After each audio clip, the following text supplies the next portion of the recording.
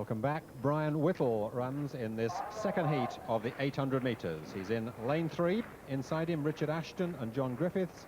Outside him, Moses Isaiah of Israel, Paul Burgess, Paul Williams, Alan Murray and Paul Dodsley. Well, Brian Whittle is certainly one of the major contenders for a championship spot. He's run 1:46.48 this year. He's qualified for the event, but then so too have a whole host of others, and he'll have to beat the likes of Steve Hurd and David Sharp in the final. So he's going out well in this first heat. Wearing number 21 there is Moses Isaiah of Israel. 43, the tall figure of Paul Williams, the Welshman for Barry, who's a fine junior athlete who's now coming back to his best form. He ran 1:48 recently. Moses Isaiah, in fact, not from Israel, he's from Botswana.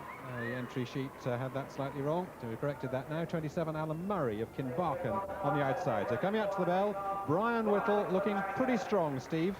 Yes, he's looking very strong. I mean, he should be at this pace as a 400-metre runner. He's going through about the same sort of time, a little bit slower than we saw in the first heat. That's good for Brian. He can use his superior 400-metre strength and speed over the last lap if it comes to a bit of a tussle, but I don't think he will. I think he'll stretch these boys out. The only one that I think will probably trouble him is number 43 there in the green, Paul Williams, but they're still quite bunched with, what is it, almost 250 metres to go, Peter.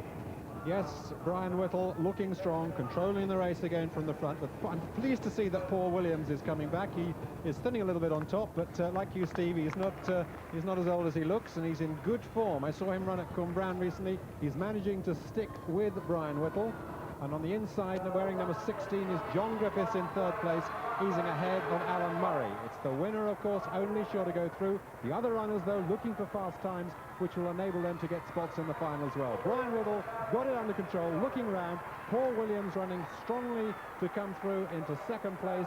And there it is, 1:49.18 for Whittle ahead of Williams. No real problem there, I think, Steve, for Whittle. No real problems, and I'm sure these boys are pleased that it's not the same sort of races as last year. Last year we were seeing 1:43s in the heats, so this is a bit more respectable, I think.